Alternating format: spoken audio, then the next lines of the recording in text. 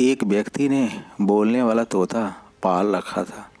आखिर ऐसा क्या हुआ जिससे उसके टूटे हुए दिल से बस एक ही सदा आ रही थी, दोस्त दोस्त ना रहा, प्यार प्यार ना रहा, जिंदगी हमें तेरा ऐतबार ना रहा, ऐतबार ना रहा।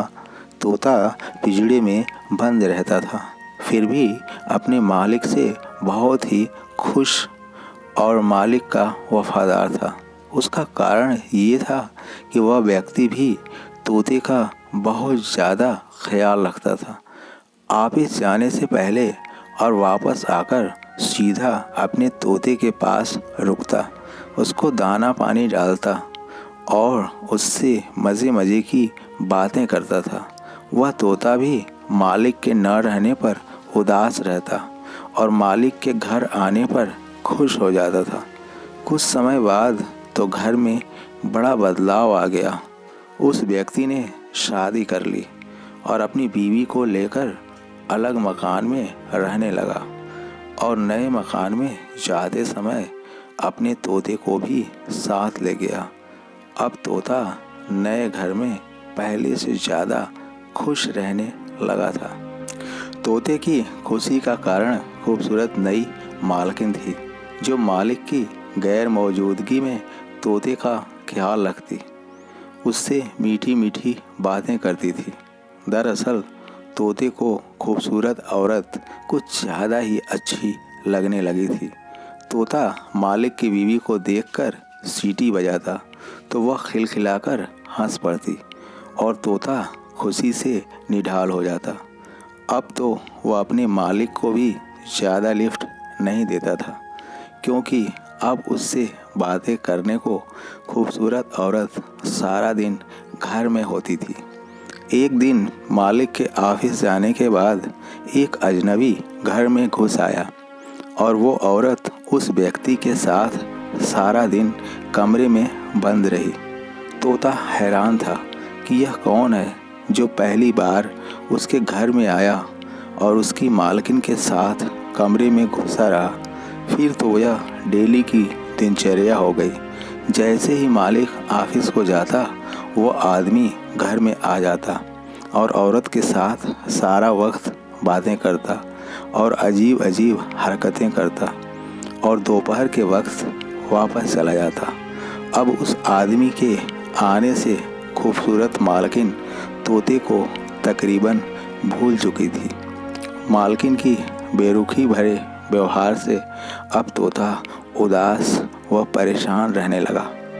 एक दिन जब वो आदमी घर आया तो तोते ने उससे पूछा कि ऐ आदमी, तुम्हारा नाम क्या है, तुम कौन हो और यहाँ क्यों आते हो? वह आदमी तोते के प्रश्नों को सुनकर घबरा गया। उसको मालूम नहीं था कि तोता अच्छी तरह बोलना जानता है। वह औरत भी परेशान हो गई। उसने सोचा कि तोता अगर यह सब बातें मेरे पति को बता दे तो मैं उनको क्या जवाब दूंगी। औरत ने तोते से कहा कि ये मेरा भाई है। तोते को मालूम था कि मालकिन झूठ बोल रही है, लेकिन वह चुप हो गया।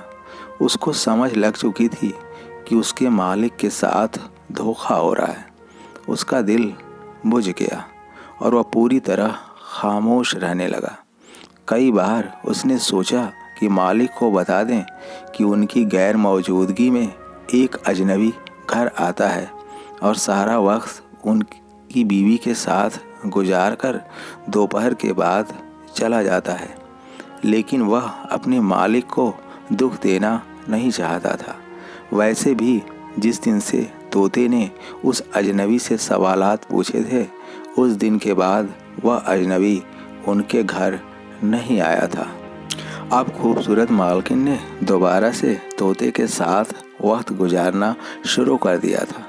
तोता अब फिर से सारा दिन चहचहाता रहता, लेकिन एक दिन अचानक वही आदमी फिर उनके घर आ गया और पहले की तरह मालकिन के साथ उल्टी सीधी हरकतें करने लगा। तोते को गुस्सा आ गया।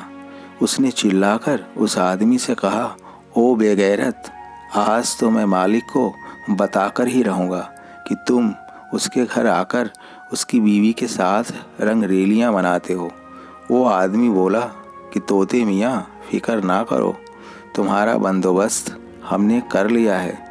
उसके बाद तोते की मालकिन ने अजनबी को एक बैग लाकर दिया और उसने तोते को पिंजड़े से निकालकर बैग में डाल दिया।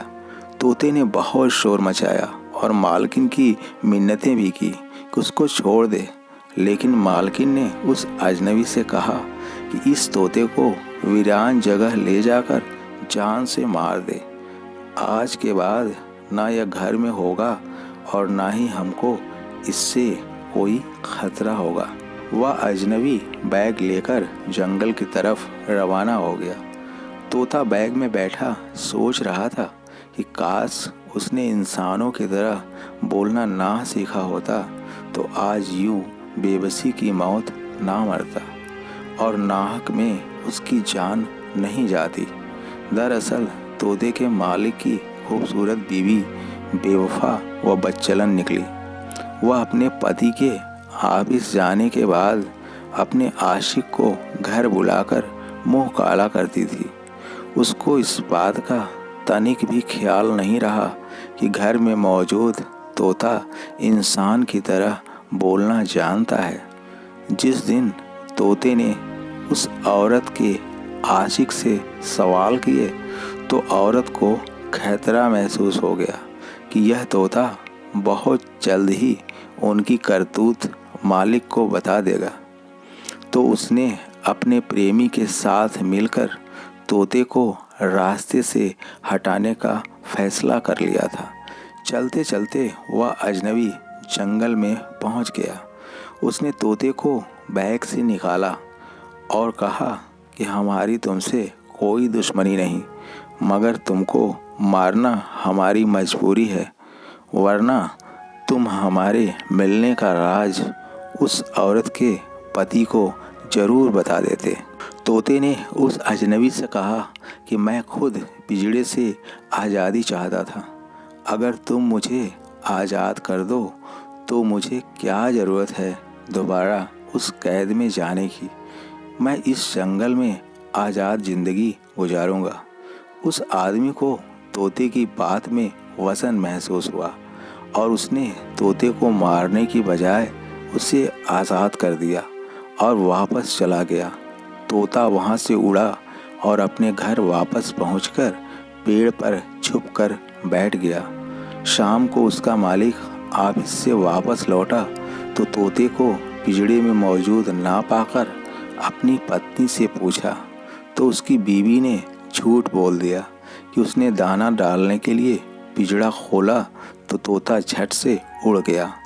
तोते का मालिक यह बात सुनकर रो पड़ा और कहने लगा कि मैं तो सालों से उसे वफादार साथी मानता था, लेकिन वह मुझे धोखा दे गया। शायद जानवरों में वफा होती ही नहीं। तोता चुपचाप सारा मंजर देखता रहा। अगली सुबह तोते का मालिक जब दफ्तर रवाना हुआ तो तोता उसके पीछे पीछे उड़ता गया और उसकी ऑफिस देखकर घर वापस आकर पेड़ पर छुपकर बैठ गया। थोड़ी देर बाद वही अजनबी आया और मालिक की बीवी को लेकर कमरे में घुस गया। तोता जल्दी से उड़ा और अपने मालिक के ऑफिस जाकर कमरे की खिड़की पर बैठ गया। जब उस आदमी ने अपना तोता देखा तो वह हैरान रह गया। जल्दी से उठकर तोते के पास गया, लेकिन तोता उड़कर बाहर चला गया। अब आदमी पीछे पीछे और तोता आगे आगे जा रहा था। वह आदमी हर सूरत में तोते को पकड़ना चाहता था, लेकिन वह हाथ नहीं आ रहा था। चलते चलते तोता अपने मालिक के घर की दीवार पर बैठ गया। आदमी बहुत खुश हुआ कि उसका तोता वापस अपने घर पहुंच गया है, लेकिन मसला ये था कि उसको पकड़ा कैसे जाए। आदमी तोते के पीछे ही अपने घर की दीवार पर चढ़ गया।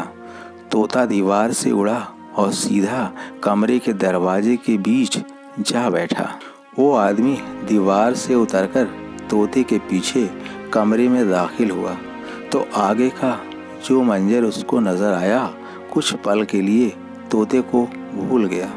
उसकी जान से प्यारी बीबी आपत्तिजनक हालत में एक अजनबी के साथ बिस्तर पर मौजूद थी। तोते ने मालिक को सारा मंजर दिखाकर नमक का हक अदा कर दिया था। आदमी ने अपनी बीवी को उसी वक्त तलाक देकर घर से निकाल दिया। तोते ने उड़ान भरी और देखते ही देखते नज़रों से ओझल हो गया, लेकिन जाने के पहले वह अपने मालिक को समझा गया था कि इंसानों से ज़्यादा वफादारी जानवरों व परिंदों में पाई जाती है। ओके दोस्तों, जय हिंद, जय भारत।